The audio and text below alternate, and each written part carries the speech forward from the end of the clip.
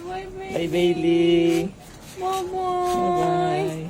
Ayun na. Eto na nga yung last day dito sa bahay ni Batang Putik. Kasi yung mother po niya is nag-message nga sa akin na gusto na daw siyang bawiin. Kaya naman sinulit talaga ni Batang Anino. Alam niyo naman na kahit nag-aaway nga itong dalawang to, talagang love na love nila ang isa't isa. Simula nang dumating dito sa bahay namin si Batang Putik, Diyos ko, napakarami talaga nangyari. Sa mga dati pa namin followers, alam na alam niyo talaga kung anong kwento nito. May work po yung mami niya, kaya naman ipina-adapt na lang sa amin. Nung una nga pina-adapt ito ng mami niya sa iba. Pero ito na nga nung dadalawin niya, naku, sobrang daming kuto daw at sobrang daming suga. At tingnan niyo naman kung gaano siya kapayat dito. At ito nga pala itsura ng balat niya sa malapitan. Kusa na nga namamatay yung kuto dito sa katawan niya kasi wala nga nagtatanggal. Grabe, pinabayaan nga siya nung pangalawang nag-alaga sa kanya. Buti na nga lang yung mami niya ay talaga namang to the rescue. Nag-message nga siya sa amin kaagad. At yun guys, ito na nga pala itsura niya ngayon. Ito nga lang pala ginamit ko sa kanyang soap, K&D Anti-Tick and Flea Soap and Spray. Pampatanggal ng garapata at pampagaling ng mga sugat. Kaya naman napakadali talagang tumubo ng buhok niya kasi may Madre de Cacao din to. Ang dami na nating feedback dito na sobrang effective daw. Kaya naman hindi talaga ako titigil hanggat hindi kayo mo order. At ay next naman natin itong i-apply yung spray niya. Kasama na nga pala to sa bundle. At eto na nga, dumating na nga yung mami niya. Diyos ko, grabe talaga ang reaction niya. Tuwang-tuwa siya. At ay tingnan niyo naman si Batang Anino. Diyos ko, nangunguna pa. Akala mo nga siya yung tunay na anak. Akala nga namin hindi na siya makikilala ni Bailey. Pero ayan, tingnan niyo naman, tuwang-tuwa talaga siya sa nanay niya. At syempre, tuwang-tuwa din talaga ang mami niya na makita siya na okay na. At syempre, hindi magpapatalo si Batang Anino. Diyos ko, nagpakarga din. Grabe, akala mo talaga nanay nilang lahat. Kaya naman si Batang Putik, walang tigil talaga ang tahol, galit na galit. Tingnan niyo naman, grabe, nakakatuwa talaga. Ganyan talaga mga dogs, no? Kahit ilang months pa o years, talaga makikilala pa nila yung una nilang owner. Tingnan niyo naman, halos ayaw na talaga niya magpababa. Sabi nga ng mami niya, wala pa din daw siyang pinagbago. Sobrang hyper pa din talaga. Pati nga si Batang Anino at si Rocky Boy talaga naman nakikigulo. At ayun, nilalaro-laro niya nga lang itong si Batang Putik. Dahil ilang months din talaga silang hindi nagkita. At eto namang isa talaga namang umeksena pa. Si Dos nga pala yan, talaga namang nagpapakarga yan kapag may bisita. At ito namang isa, tingnan niyo, nagsiselos na. Kaya naman nagpapapansin din talaga sa kanyang mami. At ayan, tingnan niyo naman, pakamot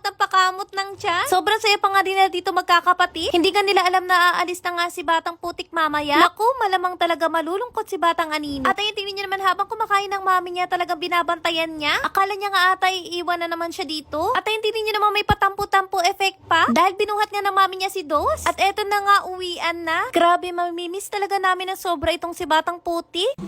Ingat ka na.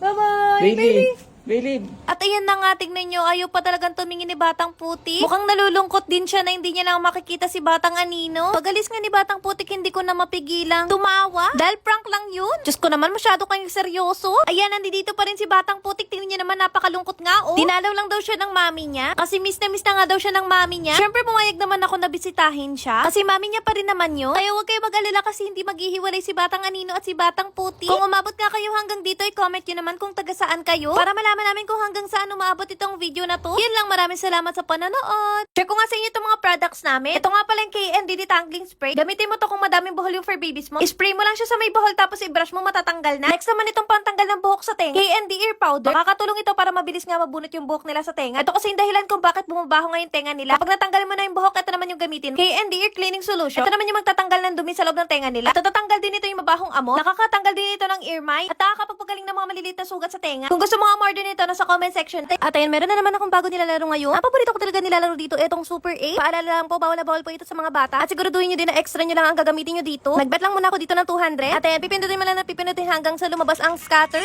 Yun. Hoy. Ang dami. Ano, grabe. Nakakuha pa ng wild, oh. Uy, kano yun? Uy, Meron na rin. tuloy.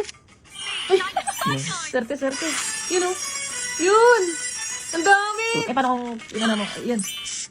Uy, ano yan? Uy. Uy. 400 na yung ano ko to. 100? Yung puhunan. Pangalawa pa lang yun eh. Ilalagay ko na to sa comment section.